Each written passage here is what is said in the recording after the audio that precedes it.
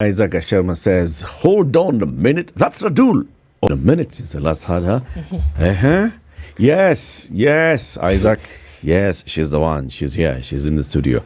And from this Saturday, she'll be in the playground. What's the playground, Carol? How are you doing? I'm fine, thank you. How are you guys? Very good. Fantastic to be here. The playground is our sports show being revamped, revived. It's fresh, and there's going to be a lot of playing. But it's all about discussing Kenyan sport. Where can we take Kenyan sport to the next level? We all know that it can be a very depressing topic sometimes.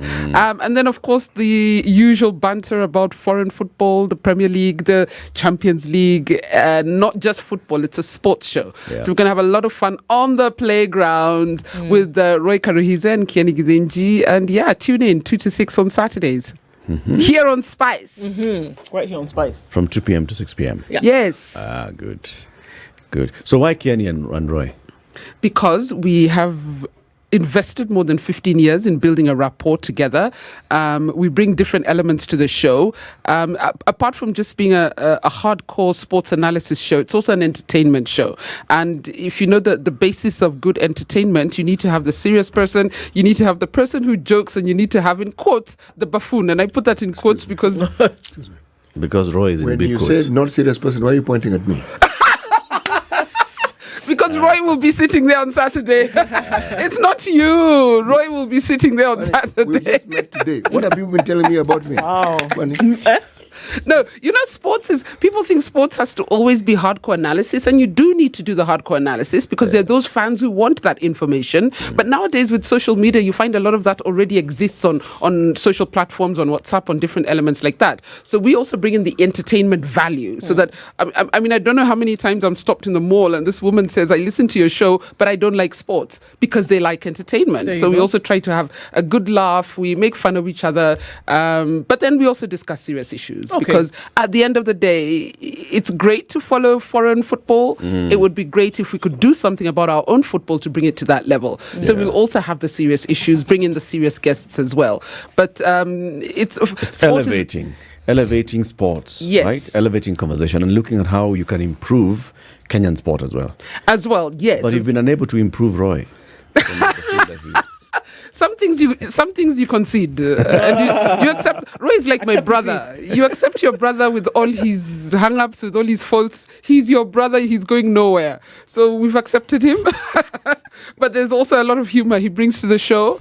But it's about fun and games, but it's also about trying to take sport to the next level. And sport is not just football. A lot of people ask me, is it just a football show? I'm like, no. There's so many sports in Kenya that people are not paying attention to. The sports we had at the Olympics, there was fencing, there was swimming. Sadly, we had no boxers at the Olympics. That's an issue we need to tackle as well, because we used to be a powerhouse in boxing. Volleyball, what's happening in volleyball? Why do our girls do well on the continent but never excel when they go on the international stage? What can be done about that? So it's having serious issues about all sports. We have ice skating just down the road, ice hockey.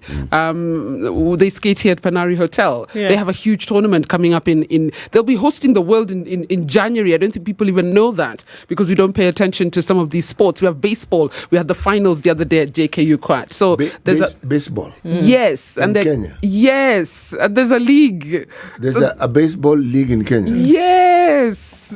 So there's so many. There's pickleball where we were a guest throwing sport. City for a loop. Yeah, we were a guest sport during the Africa Games, but we came back with gold and silver medals. Yes. I thought I was alone in this one. It's a little bit like tennis, but the bat is almost like a table tennis bat, but a little bigger. You play on like a mini tennis court. They have their headquarters at Two Rivers, and then they have a court as well at the Hub. And we were it was a guest sport. It was they're trying to introduce it into mainstream. Right. So they went to the Africa Games, and we got gold medals, silver medals, just from a sport you don't don't even know about. Roll ball, we are world champions, men and women. First of all. You can't just start making stuff up now. What ball? I'm making stuff up. She's just making up. Africa champions of what? Roll ball. Wait. We are world champions, not Africa champions, of roll ball. World champions? Yes, men and women. And our women were defending world champions. Have we spelled that thing? No. I'm very okay with that. But how we're many, Africans. how many Wait, countries wait. of the world participated in this sport? Okay, roll ball wasn't that many. There were, I think, there were about 12, but it was being held in India. And it's a sport that has come from Asia, and we beat them. No, and we went to play in India. Yes, Okay. men and women. And we won. The world champion, and we have a trophy. It's about this high. Was it documented, this winning? Yes, I made sure that it was. We're a country where somebody told us they had driven a lorry in reverse from Mombasa to Eldred. And it didn't happen. So. You need to follow me on social media, and I'm not putting a plug here, Yeah, I'm still but stuck on Yes, you this. are. and What ball Roll is it? ball. R. No, forget the roll ball. No, don't ROLL. forget. R R. L Oh, L. we are. City, what's that? Because you want us to forget. What's the roll ball? No, I'm not saying forget the roll CT ball. is just happy that Kenya's world champion. No, I don't know I'm what it is. something. I want to find out what this sport is about. We can win things which don't exist. This is Kenya. You roll the Do ball. you know kabaddi? That's the other one. Yes. Kabaddi. You're a relative of ours. You have a relative called kabaddi.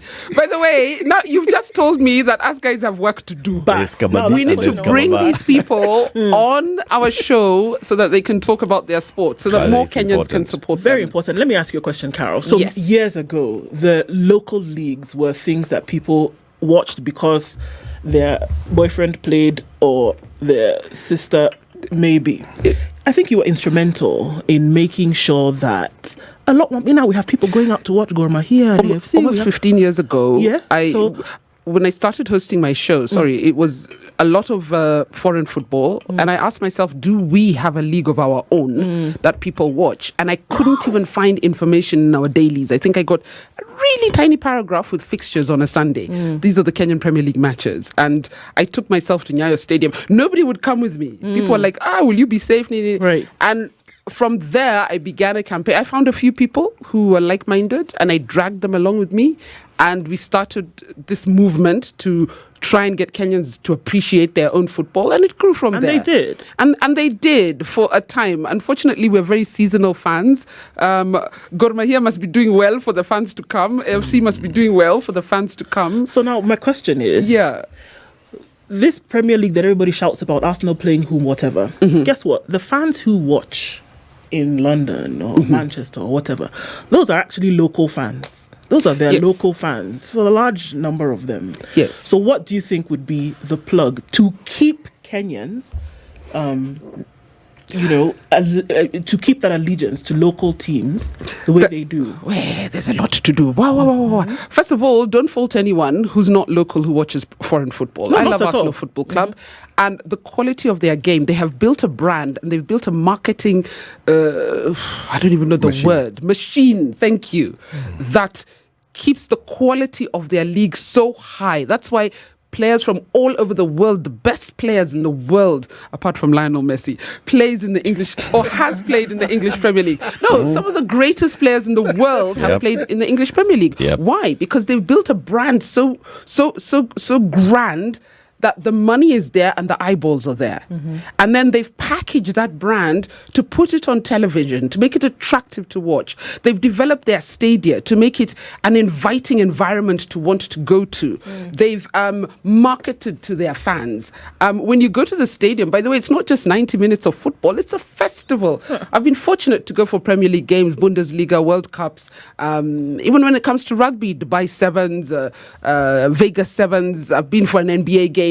It's a festival. Those are things we're not doing in Kenya. So we're here faulting our fans for not watching our local leagues. But what are we offering beyond a 90-minute game? And I've tried to have conversations with a few club owners, with federation presidents and all that stuff to try and change that. And what do they say? Verbally, Okay, what do they do? they get it. My dear, a club like Gor Mahia still has physical tickets on game day. That's a sport. They have not put That's the sport. They are not using electronic ticketing systems. Why? Why? Because you can't cheat an electronic ticketing system. There's a reason why. Why they would the club want to cheat on tickets? And it's their source of revenue. Hey, how much time do you have?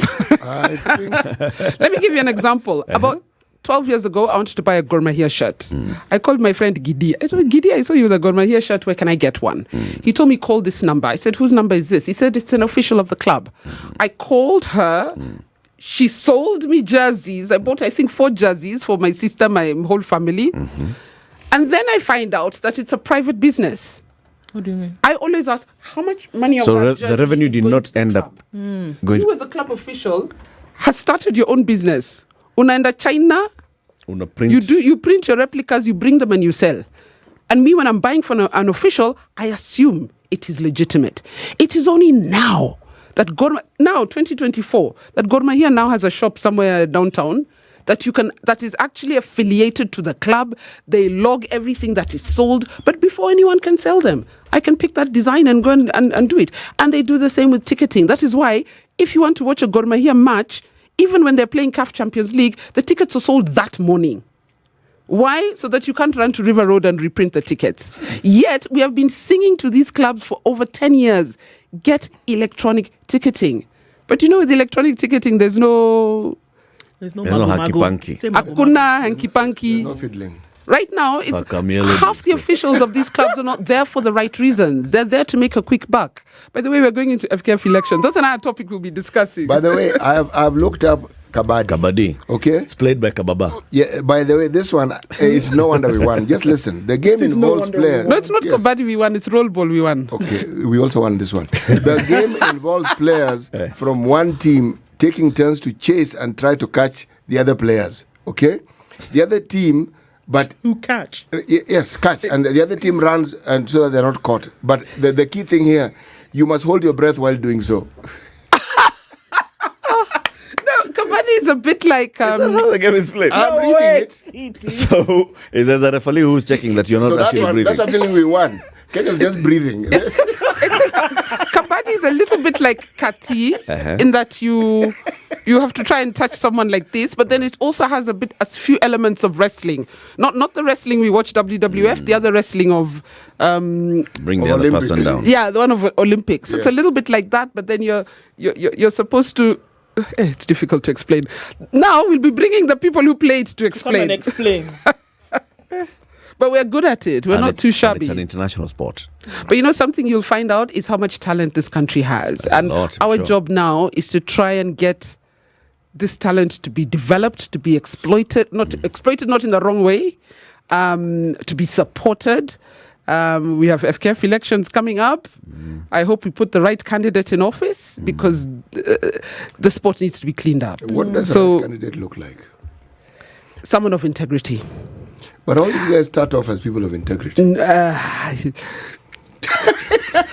wanted to argue with that statement, but about 9 years ago, I was supporting Nick Mwendwa to come into office. So But was he not a person of integrity? That's exactly what it is saying. that's why I said I wanted to have a clap back to that comment, but I can't because you're absolutely right. We even see it in national politics. People come in with integrity. But I don't know why we first of all, we listen to so many lies. I don't think anybody needs to campaign because everybody campaigning is campaigning for the same thing and promising the same thing. Yeah. But we have to look at who is somebody who's not greedy, who's not corrupt. And unfortunately, we can only go by your record. We have a problem there. But you're so right. People change. If the people who are competing for these posts are Kenyans, that last statement you made becomes a bit of a problem. The problem is when we see money. I don't know what it does to us. No, so we see it. We're all honest. We're all full of integrity. We even go to church. When you're broke like me, let a pesa up. Put some dollars on this table. It sounds like it could be really obvious because we look at some countries and we know what they've done with sport. Yes. It's like a government on its own and it's able to elevate people as a government individuals and an industry. and it's able to elevate the nation itself. It puts you on the global map. I mean, just look at what the US has done with basketball. Look what they've done with, some of the other sports. Look at the entire leagues, the leagues in the Look what happens when our athletes go and get gold medals at international events. So connect for me and say, what, it might sound obvious, but open that up a little bit. What could it actually do for Kenya if it was taken seriously? First of all, this joblessness we cry about half this problem can be gone. For some reason, if you look at one game, and I'll give football an example, you look at one game at Nyayo Stadium on a Saturday, you'll find maybe 3 people selling tickets, and then you'll find the players on the technical bench. I was fortunate enough, I think, in 2010 to be hosted by the Bundesliga. And I went for a game in Werder Bremen. It was at the Versa Stadion. And they took us there at 8 o'clock in the morning. The game was like at 2 p.m. in the afternoon. They took us at 8 a.m. in the morning. Already there was so much hustle and bustle around, from the security to the people doing the grounds to people setting up they have the VIP areas with restaurants and everything. There are waiters, there are cooks, there are trucks coming in. They're going to be selling hot dogs and beer. There's a fan shop that is opening. There are people who work in that fan shop. So there's so many people already there. As you get closer and closer to kickoff, more and more people come. As the players come, they're coming with their lawyers, their doctors, their physios, the team captains, the referees. The amount of people employed, the entertainment, the DJ, the dancers who perform at halftime, the technical people. By the time you're finished with that day, an odd 1,000 people have worked on one game. And there are 10 matches in the Bundesliga, second tier, third tier, fourth tier. Kenya, I think we're on 6 tiers for men, and I think 3 tiers of leagues for women. I don't know if it's 3.5 or 4 for women. We have 6 tiers for men. Yes. From the Premier League to the Super League, and then going down, the National Super League, Division 1, Division 2, the County League. It goes down, right down until your Ushago. So imagine if one game is employing 1,000 people, because they've created a brand where they're expecting 30,000, 40,000 people to attend. That's so you one see, match. on that one match, so many people have got employment. You don't have to be a sports person. You can be a lawyer, a doctor, an accountant. They're all required to manage professional football clubs. And then break that down per 10 games in each league. Those are how many people working on a Saturday and a Sunday. And here we are crying about joblessness. Instead, we'd rather go and spend our money in the bar. It's not that we don't have money. We just have more entertaining things to do with it. Because nobody has built us a brand to make us want to go to the stadium. Even if you go to Kasarani today, okay, we put chairs, I think early last year. Kasarani finally got seats all over. But they're still not clean. The lose, unless you're in VVIP, hey, hold it till you get home, Man, you're lucky. You can go to the fence. Us, we need comfort. So people stay away for different reasons. We need to build that brand. Unemployment can be heavily resolved if we get a football industry that works. That's football. Think we have rugby leagues, we have hockey leagues, we have basketball leagues, we have volleyball leagues. Tennis, cricket. That's an industry. Why are we still treating sports like that thing that passes time on the weekends? So why? Because we have the wrong people managing the games. All of them? Most of them are there for the wrong reasons. I see rugby really trying. Finally, they have Sasha Mutai. That is why he's attracting heavy investment, because Sasha has made his money. He doesn't want your small change. He's a very rich man, if I can say so. I know him personally, so he's happy. But he's also a person of integrity. He will not be tempted. Yesterday, they were given 80 million, 81 million, I think, for the Kenya Sevens team. That money, trust me, is going to go to the right place. But getting that confidence back from corporate Kenya, because you make your money from corporate Kenya. So getting that confidence back from corporate Kenya to put their money in sport is where we've missed the mark. Unfortunately, a lot of corporates take their cue from football. So if you approach them for a different sport, they'll tell you, you people, you're corrupt. In football, we have established clubs. AFC Leopards, Gor Mahia, Shabana is coming up and all. Gor Mahia, for example. Gor Mahia has had, people of supposed integrity at the helm, right? So if you look at like you said, people who have made their money, they've made their name elsewhere. Ambrose Rachier has made his name in law. He's coming and saying, all right, let's look at what we can do with Gor. And others, before and after him, why don't we get it organized? Unfortunately, and Ambrose Rachier is my friend, unfortunately, even Gor Mahia have not got it right. Gor Mahia players should be swimming in cash. They've not got it right. Why are they still doing manual ticketing? Why are they still... People inbox me, where can I get a Gor jersey? Until last week, when I was sent a WhatsApp message by the CEO of the club. This is the location of the shop. Yes, and I put it on my Facebook. I'm getting DMs. You guys have launched a jersey. Where can I get it? It was not available for almost a month. Finally, it's available. So there are things within Gor Mahia that are also not right. There are officials, there's still a lot of, and this is general, even if I'm sure you guys discuss national politics a lot, there's a lot of favors owed once you get into a position Right. and you end up putting the wrong person in certain positions. And that's what ails a lot of our clubs, is how the individual clubs are managed. And there's no leadership from the federation. But football clubs, cricket clubs, whatever sport we're speaking cricket of, is another story. yes, Uh-huh. the corruption in this country that cascades into our sports would not survive or thrive if it wasn't supported by us, the fans. I'll tell you what I mean. If the thing doesn't disgust you enough so that you actively do something about it, you might as well support it because it'll continue. You're very right. And you know, that is exactly what I was thinking when I came in and you guys were discussing all these court cases that are being dismissed. We're also not angry enough as a people. Generally, it's a Kenyan mentality. We don't get angry enough. We demonstrated for 1 month. And it was unfortunate. I feel sad for all the lives that were lost. Unfortunately, people who were abducted are still missing. But we don't get angry enough for a sustained period of time for things to change. We accept so much, so quickly. All these cases that you mentioned, what are we going to do about it? They're gone. By a week from now, we won't even be discussing it. No, they're gone. And it happens again in sport. It's true. We don't hold the owners of our clubs accountable. And because it's so easy to just switch on my TV and watch Arsenal. So why am I bothered Deal with the drama over something here. that's going to... See, that's what we do. We change focus. If this isn't working, we don't bother with fixing it. We move elsewhere. But you know, football unfortunately is bigger than just Kenya, because I don't think, and this is not an official study anywhere, It's your view. I don't think FIFA, it's my personal view, I don't think FIFA has our interests. All they need are clubs to go for a World Cup every 4 years. And there are enough in this world. Yeah. Africa is needed for votes. So when it comes around, because we hold many votes, we almost determine who is the next FIFA president as We do, Africa. Yes, because Africa has... The leadership of football in Africa. All right. Now we have a billionaire at the helm of African football. We do. Who is, has invested in even buying his own club. No, wait, Yes. wait. Put Who money is in this the club. person? South Africa's richest black man. By the way, South Africa, they persecuted, what's his name? The day before yesterday. The Secretary General of their federation. Anyway, that's For why? What did he the do? same old thing, corruption and mismanagement, all these things. Africa itself is a mess. Before you even touch sports or anything. We talk of billionaires, but we have billionaires here in Kenya. I don't want to get into trouble. I don't want a legal case on my first day. But we have billionaires here in Kenya who are still stealing.